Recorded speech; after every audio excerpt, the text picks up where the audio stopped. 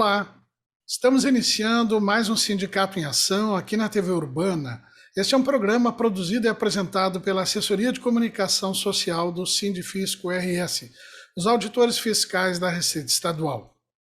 Hoje, para nossa alegria, nós temos aqui um deputado dos mais experientes do Rio Grande do Sul, deputado federal, ex-prefeito de Campo Bom, ex-secretário da Fazenda, ex-vereador, com uma longa trajetória ainda, deputado.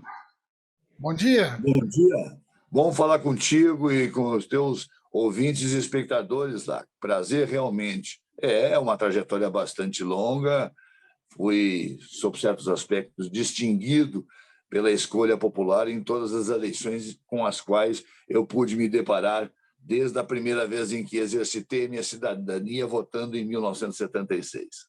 É uma longa trajetória. E essa experiência, também vivida na Secretaria da Fazenda do Estado, lhe torna uma pessoa muito capaz de analisar esse momento político e econômico do Brasil. E é por aí que nós gostaríamos de conversar o nosso programa, lhe ouvindo. Como é que o senhor vê o país neste momento, com desemprego, com inflação, com preço alto de combustíveis, como nunca tivemos na história? Como é que o senhor avalia? Na verdade, eu vejo uma certa conflagração e espero que o som esteja saindo aí, tá bem? Tá saindo, sim. O Brasil vive um momento em que a discussão parece-me que descambou para um nível um pouco menos qualificado. Gostaria que esse debate, especialmente nas eleições que se avizinham, pudesse ser melhor, bem melhor e mais pedagógico para a população, mas não é isso que deva acontecer.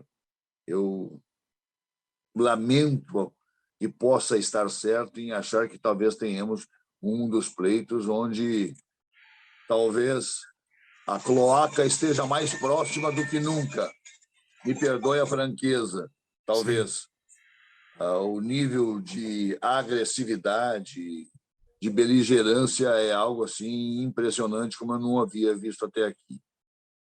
Do ponto de vista da vida em sociedade no Brasil, creio que uma frustração inegavelmente muito grande em relação à realidade com a qual nós estamos nos deparando, onde o dólar subiu bastante, beneficiando parte da nossa produção, especialmente agrícola, mas também gerando outros efeitos, a inflação, ao mesmo tempo, aumentando barbaramente, já ultrapassando 2 dígitos, algo com o qual nós não estávamos mais acostumados.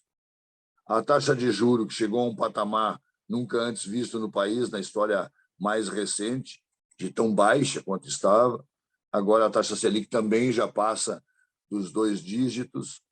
Isso impacta na vida de todos, mas seguramente isso traz resultados para aqueles que menos têm noção do que isso significa. Essa questão mais macroeconômica, que é exatamente a população mais numerosa, mais sofredora e mais trabalhadora do país. E isso certamente está trazendo um certo desencanto, na medida em que a gôndola do supermercado, embora possa estar cheia, o bolso está um pouco mais vazio, e quando isso não dialoga e não conversa mais ou menos no mesmo patamar, certamente as coisas tendem a piorar. Confesso que perdemos uma grande oportunidade em 2019 para fazer as reformas que eu acredito que a sociedade, na sua ampla maioria, estaria disposta a enfrentar e vendo como necessária.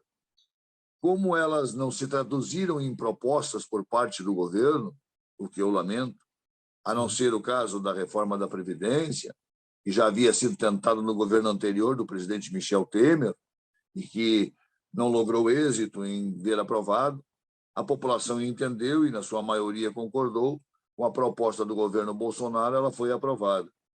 Mas aí ficou faltando a reforma tributária, ficou faltando também uma reforma administrativa correta, adequada, não essa que está aí, de certa forma, pipocando para lá e para cá. Essa tem muitas coisas a serem explicadas, tem excessos, tem situações que, confessadamente, eu não concordo. Deputado, o senhor acha que houve um exagero na teoria liberal de privatizar tudo, cortar tudo, liberar todas as leis trabalhistas. A reforma da Previdência também foi forte contra os trabalhadores. O senhor acha que pesava a mão nesse conservadorismo, vamos chamar assim? Eu acho que no aceno, muito mais do que na prática, digamos. Percebe? Sim, O eleitorado e uma boa parte da sociedade brasileira se encantou com aquilo que parecia tão fácil de ser implementado e feito, né? E que parece que seria tão natural, bastava ganhar as eleições. Isso passava a ideia do Estado mínimo, que é defendido por muitos, não exatamente o meu caso, né? sim, Acho que tem que reduzir uma boa parte da máquina do Estado, eu não tenho dúvida em relação a isso, mas também a gente também tem que entender que Estado mínimo talvez possa funcionar num país onde o bem-estar social já tenha sido razoavelmente atendido e que não tenha tantas disparidades do ponto de vista social, econômico, né? No Brasil, não, nós somos um país terceiro-mundista, o Estado ainda precisa, nessa questão de fluxo contra fluxo, peso contra peso, fazer esse equilíbrio, porque senão o próprio regime capitalista ele produz do ser humano muitas vezes a sanha de eventualmente ultrapassar alguns limites em relação ao seu semelhante também, não é sim. verdade? Isso transforma as coisas numa injustiça absolutamente insuportável. Durante o exercício do governo, mesmo que você possa ter contrariedade, e certamente não é fácil de discutir uma reforma administrativa, uma previdenciária, uma política, uma reforma tributária, existem com certeza dificuldades que são bastante grandes a serem superadas pela falta de compreensão, por posições diametralmente opostas, não tenha a menor dúvida, mas ainda assim eu quero crer que talvez o Congresso Nacional estava bem preparado em 2019 para propostas desse tipo, que talvez não saísse com o cunho e carimbo tão próximo do liberalismo econômico na sua plenitude, como dava a entender o ministro da Economia, Paulo Guedes, no início, e agora já arrefeceu um pouquinho mais esse discurso, começaram a perceber que as coisas não são tão fáceis assim, não são assim num passe de mágica e estalar de dedos que essas coisas se transformam. Bom, eu acho sim, eu acho também, lá que tu tens razão quando tu afirma que sobre alguma medida talvez estejamos desprotegendo um pouco demais, ou muitos pretendem desproteger um pouco demais exatamente a classe trabalhadora, certo? Mais popular. E isso, sob certos aspectos, ampliaria ainda mais o esgarçamento social e a injustiça. Eu, particularmente, imagino que talvez o governo, qualquer que seja, deveria privilegiar a ideia de que nós somos únicos, portanto, com potencialidades, vocações, vontades, força, determinação um pouco diferentes um de outro, e que talvez a justiça estaria no propiciar as melhores condições para todos, de forma mais ou menos igual, porque daí naquilo que tu tem maior volume de valência, competência, tu acabará indo por esse veio, se tu tiver determinação, maior apego, afinco, luta, garra. E é claro, isso valeria para mim e valeria para todos que estão agora a nos acompanhar, né? Bom, acho que tem que se ter esse cuidado.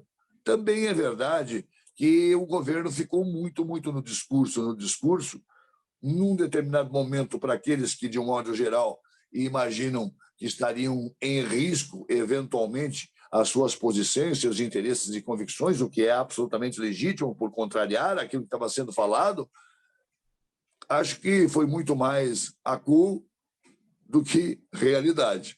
Sim. Né? A não ser, o governo verbaliza muito, já na campanha verbalizava muito, e agora também fala muito, mas na real não acontece tanto assim, a não ser em algumas áreas.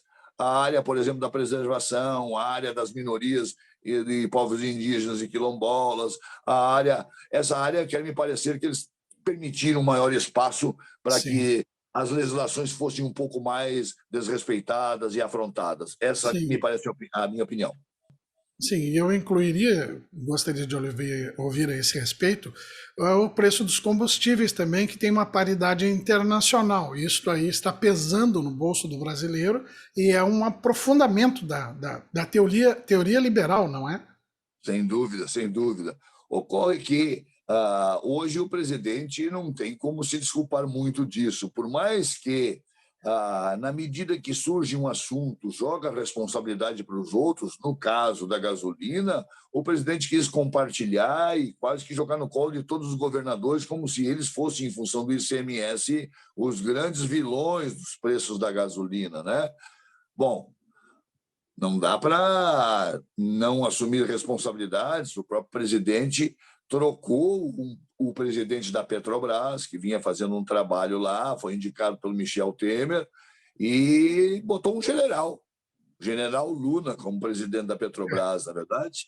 Isso, Então, tem alguém à sua feição e confiança, e sob a sua indicação.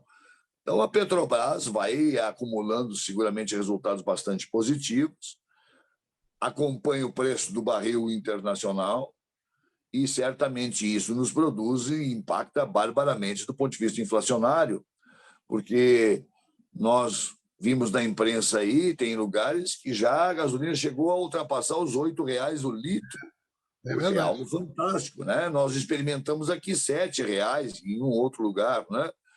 Bom, o fato é que também o gás de cozinha teve que se criar uma ideia emergencial de dar uma espécie de vale-gás aí para atenuar para centenas de milhares de famílias, né? O que significa isso? Quando você tem que começar a tomar medidas paliativas para quebrar o galho e não impactar tanto no bolso do trabalhador, ou boa parte dos trabalhadores, é sinal de que o macro, do ponto de vista econômico, não está funcionando adequada e ajustadamente, na verdade. Aí Sim. tu vai quebrando o galho para lá e para cá. Quando vê, vira uma colcha de retalhos, né? Para minimamente tu te manter, né? Por outro lado, vê como as coisas são. E não vai crítica aí, eu não tenho a menor dúvida que é preciso a sociedade brasileira, e tem condições disso, de criar mecanismos de proteção social, como foi o Vale Gás, lá no tempo do Fernando Henrique Cardoso, como também o antecessor do Bolsa Família, né? Aqueles auxílios que o Fernando Henrique criou e que depois do presidente Lula botou tudo num pacote só, ampliou um pouco mais isto, aumentou um pouco a capilaridade, né? E aqueles que poderiam entrar, botou uma fitinha e tá aí o Bolsa Família, né? Eu me lembro de milhares de pessoas criticando, dizendo que isso era eleitoreiro e etc, etc. Claro que tem efeito eleitoral, eu não tenho dúvida que Sim, tem, sem né? dúvida. Tem, certamente. Mas uma sociedade também precisa criar mecanismos de proteção social para aqueles que são mais prejudicados, muitas vezes por essa mesma sociedade, pela forma como ela se rege, né? No seu convívio, pela sua própria legislação, que não é fácil de ser mudada. Bom, agora o presidente Bolsonaro mudou o nome e ampliou um pouco mais os recursos para esse Auxílio Brasil, digamos assim, né? Sim. Sim, agora não é eleitoral, mudou a postura. Agora não é o assistencialismo eleitoral. Não, continua sendo um mecanismo de proteção social com o qual nós concordamos e somos favoráveis, mas também nós não desconhecemos que isso foi implementado agora, furando o teto de gastos do equilíbrio fiscal, né, para também buscar aplauso e reconhecimento eleitoral. Percebe? Sem Então, dúvida. essas coisas, o eleitor, muitas vezes, ele não está muito afeito a observar em um e outro lado, especialmente quando os dois lados são um pouco mais extremos, né? De esquerda e de direita. Ele não observa isso muito adequadamente. Só que, verdadeiramente, alguns se pronunciam de uma forma quando estão fora do poder, quando estão no poder, agem e se pronunciam diferente, Diferente. É. especialmente em ano eleitoral. Sim, ano eleitoral, eu sempre digo, eu gosto muito de ano eleitoral, porque gosto de política, né? Porque Claro, é um ano de muitas bondades. E nós, sem dúvida. trabalhadores, precisamos de bondades, né? Então, de 4 em 4 anos, nós temos um ano em que o mercado não nos amassa, as bondades vêm.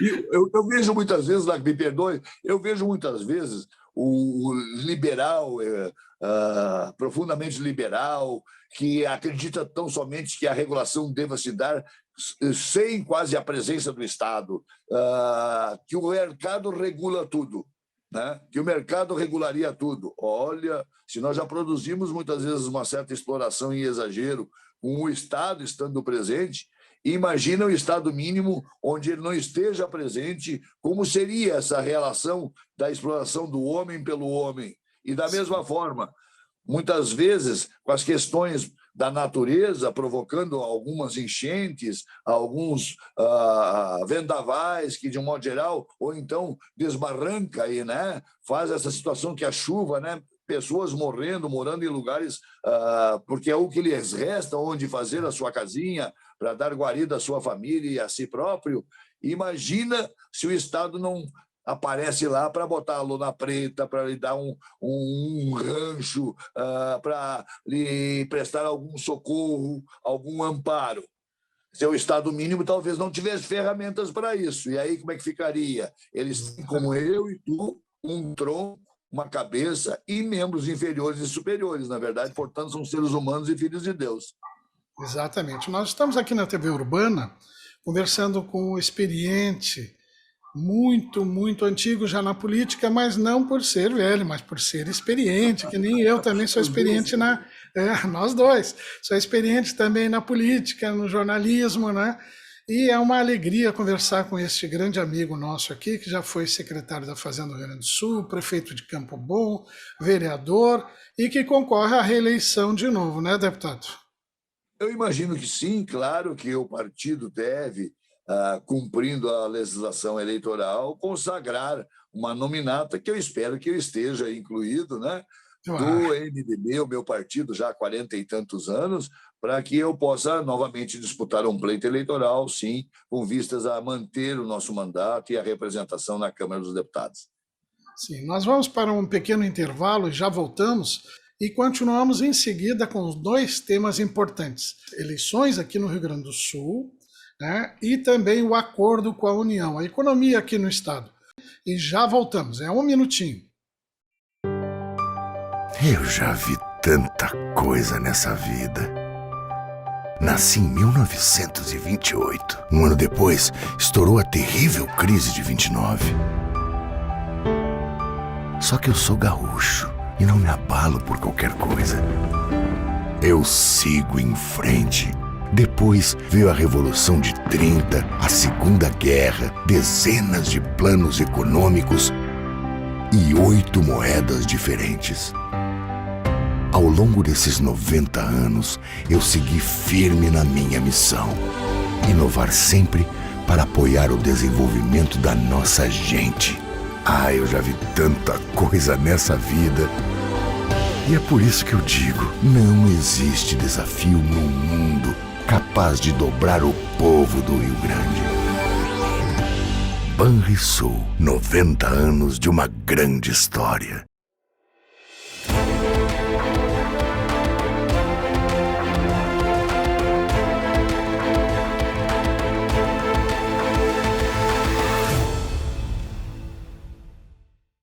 Estamos de volta aqui na TV Urbana, conversando com o deputado federal Giovanni Feltes, deputado experiente, dos melhores e mais qualificados aqui da bancada gaúcha e que deve concorrer à reeleição deputado? Se não for convidado a governador, porque a coisa lá está meio confusa aqui, né?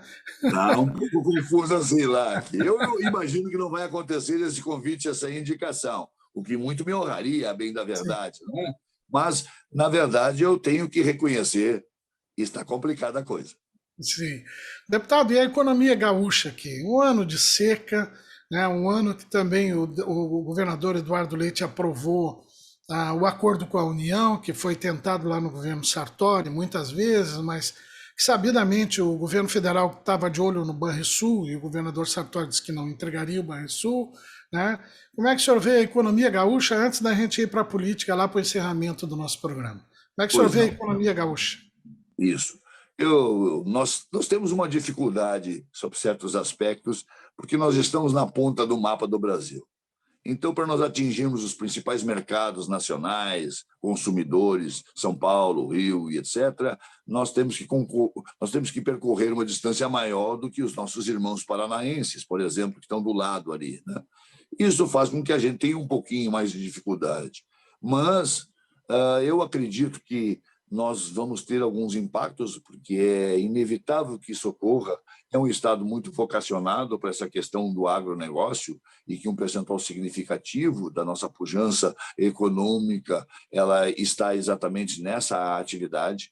E agora, com essa seca brutal que está acontecendo aqui no estado do Rio Grande do Sul, imagino que isso deva produzir efeitos que são negativos do ponto de vista da produtividade e, claro, deve impactar também no volume de oportunidades, de circulação de renda, de recursos e, quem sabe, também batendo aí nos cofres do Tesouro do Estado na questão da receita, que tem sido muito favorável nos últimos anos, a bem da verdade. Quer dizer, o governador Leite não pode se queixar da receita e da capacidade dos auditores fiscais, do pessoal da Secretaria da Fazenda, que são profissionais de excelência, reconhecidos no Brasil inteiro, entre os melhores nessa atividade no contexto da Federação Brasileira, e eu fico feliz porque eu tive o privilégio de ser colega deles durante 4 anos, mesmo sem formação econômica, mas tive o privilégio de poder aprender muito naquele período e, tanto quanto possível, também me fazer conhecer pelas pessoas que trabalham profissionalmente na Secretaria da Fazenda. Por outro lado, também, Lac, eu não tenho a menor dúvida que os preços indicam um crescimento ainda mais expressivo da questão da soja, por exemplo, no mercado internacional, porque também pela diminuição da produção em alguns outros países, a oferta haverá de ser também menor, mesmo que não compense os nossos problemas de produtividade, de seca, mas ainda assim, quem sabe, salvaguarda um pouco a receita do Estado e dos municípios, porque os preços estão bastante elevados e a sinalização futura da soja é de que preços bastante altos, até historicamente altos, né? E isso, então, compensaria um pouco as dificuldades que, eventualmente, a gente possa enfrentar em função da seca que nós certamente não deveríamos estar enfrentando. Acredito, sinceramente, que o Rio Grande do Sul precisa, sim, Lac, de algumas medidas a continuar nos próximos governos, numa determinada linha de buscar o equilíbrio fiscal entre aquilo que pode gastar e o que tem no bolso, efetivamente, não ultrapassando. Acho que os 2 governos procuraram, sob certos aspectos, isso. E o regime de recuperação fiscal, tu tens toda a razão. A União, a Secretaria do Tesouro da União, queria botar no cesto o Banrisul. E o governador Sartori e todos nós, naquela oportunidade, dissemos absolutamente que não. E, claro, buscamos outras formas de sermos acolhidos e abrigados pelo regime de recuperação fiscal. O único estado que teve essa deferência foi o Rio de Janeiro. E desde que assumiu e assinou, e foi promulgado esse acordo quando o Michel Temer deixou a presidência e permitiu que o Rodrigo Maia, como presidente da Câmara, carioca que é, pudesse assinar esse acordo de recuperação fiscal com o Rio de Janeiro. O Rio de Janeiro não cumpriu aquilo que estava ali estabelecido, certo? Não cumpriu. Nós buscávamos cumprir, mas, lamentavelmente, nós não tivemos condições de vê-lo assinado. Agora, no início do ano, o governador Eduardo Leite, já no final do ano passado, fez a proposta, já vem discutindo na esteira do nosso governo também, e vai haver aí, com certeza, a legitimação por parte do governo federal para que o regime de recuperação fiscal, que impõe muitas restrições, a bem da verdade, impõe muitas restrições ao Estado, que impactarão certamente também nos trabalhadores públicos do Estado do Rio Grande do Sul, eu não tenho a menor dúvida, mas que talvez, não existindo outra alternativa, que é o que eu acredito, tenhamos que passar por isso, porque eu acredito que a gente foi um tanto quanto, me perdoe, entre aspas, perdulário durante muitos governos, né? Fazendo gestões e encontrando criando programas, situações, órgãos, organismos de Estado, não que eles não fossem necessários e importantes, mas talvez a gente devesse observar que a economia, muitas vezes, ela oscila, ela pode ser pujante em alguns anos e daqui a um pouco já não ser mais tão pujante assim, e aí a receita do Estado cai e acaba garroteando o tesouro do Estado para fazer frente às suas responsabilidades. E muitos governadores gastaram mais do que arrecadavam, um atrás do outro, inclusive governadores do meu partido, não tiro essa nossa responsabilidade também. E chegou um momento que o folha da gaita definitivamente estourou. E aí a saída seria o regime de recuperação fiscal.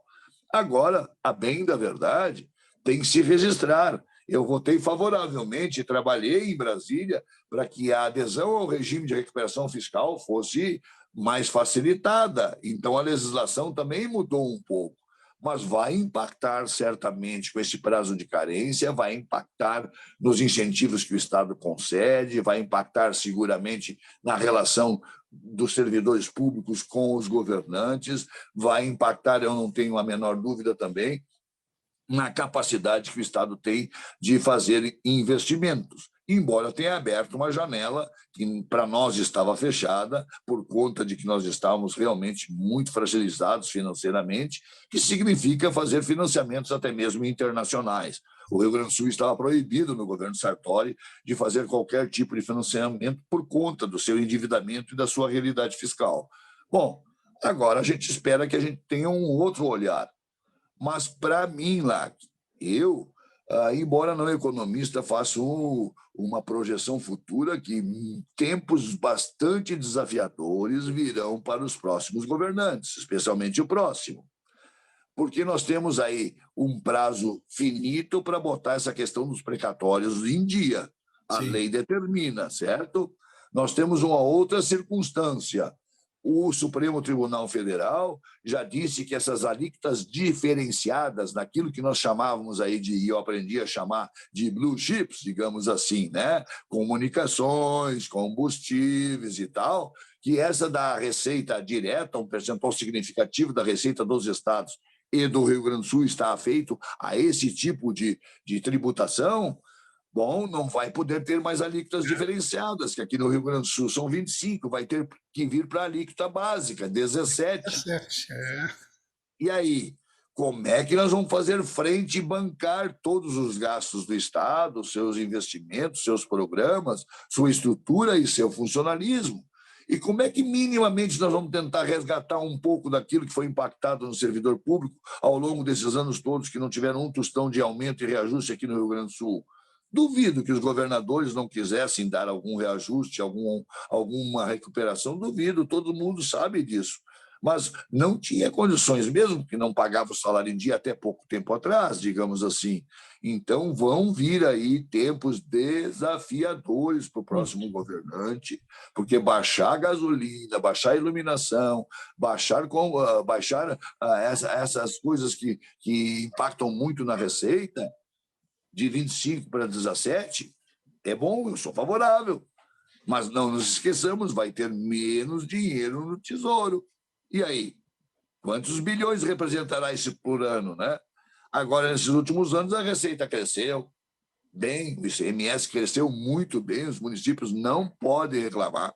Os governantes também não podem reclamar nesse aspecto do governo federal, que acabou repassando bastante dinheiro, especialmente em 2020, né, na questão da Covid, veio bastante dinheiro para o Estado e para os municípios fazerem frente a essa situação, onde o Congresso Nacional foi muito célere, muito rápido, aprovando medidas e matérias importantes exatamente para dar instrumento e condições, né? Muitas vezes as pessoas pensam, mas esse dinheiro estava no cofre do governo federal. Não. Nós tivemos que ir ao mercado buscar esse dinheiro. Nós aumentamos o nível de endividamento do Brasil. Isso também contribuiu para elevar juros, para fazer com que a nossa instabilidade financeira fiscal fosse mais rigorosa, mais importante. Então, a gente tem que entender que não existe merenda, fristic, merenda de graça. Não existe. Deputado, para a gente ir para o encerramento do nosso programa, como é que o senhor vê as eleições aqui no Rio Grande do Sul?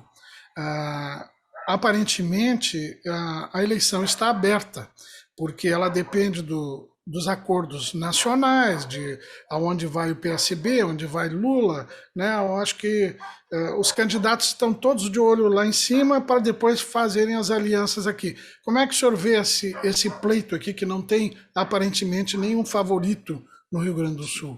Certo.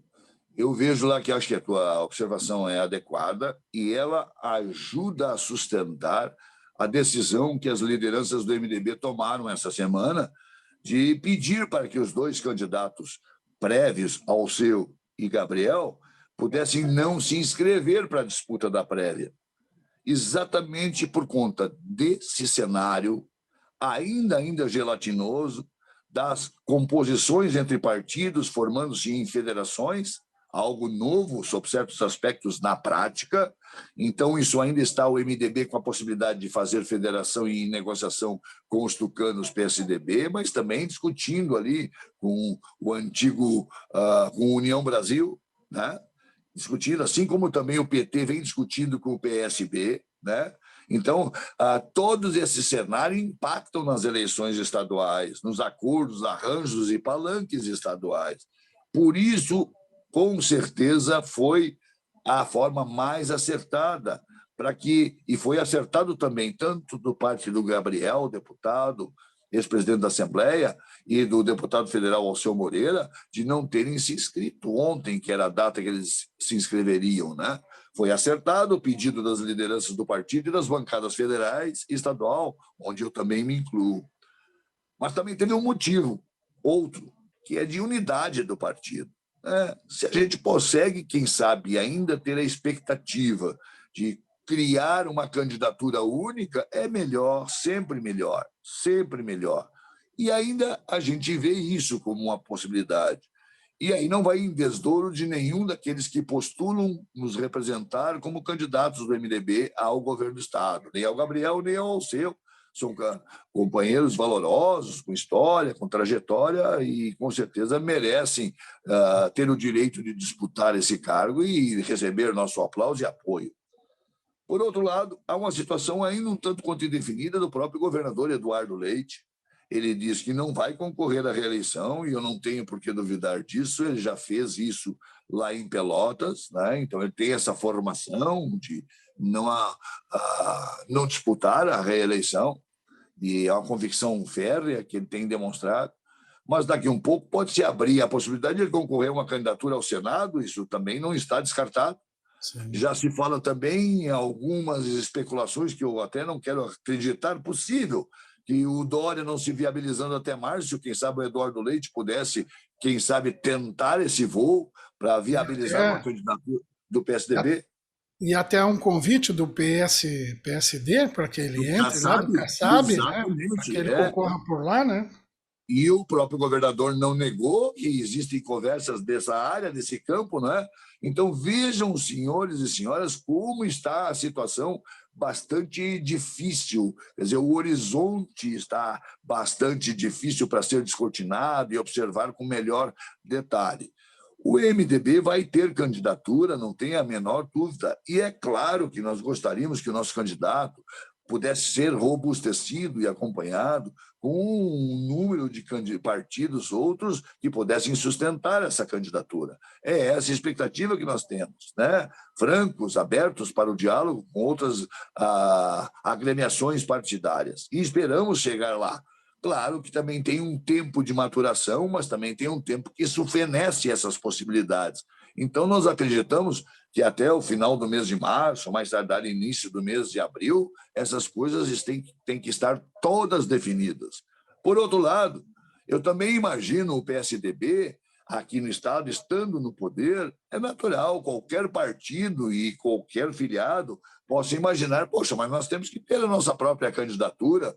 Até a região sul já cogitou a possibilidade da prefeita Paula de Pelotas, né? Exatamente, né? Então, é natural, então as coisas estão muito assim, embora a gente saiba que o PSDB não teria grandes problemas em abrir mão da cabeça de chapa para apoiar uma outra candidatura, quem sabe até mesmo a do MDB.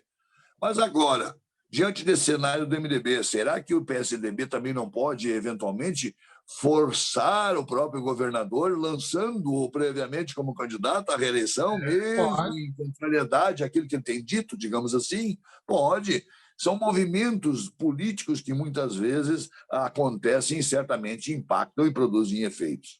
O fato é que eu também fico na expectativa em relação ao Beto e ao Edgar Preto, ao Sim. PSB e ao PT, que discutem uma federação que também não é fácil de ser composta e que também discutem um palanque forte para o Lula, eventual candidato à presidência da República aqui no Rio Grande do Sul, e nitidamente o desejo do Lula de que o PSB e o PT estejam juntos nessa eleição, quem sabe até mesmo com o Beto como candidato preferencialmente ao governo do Estado, né?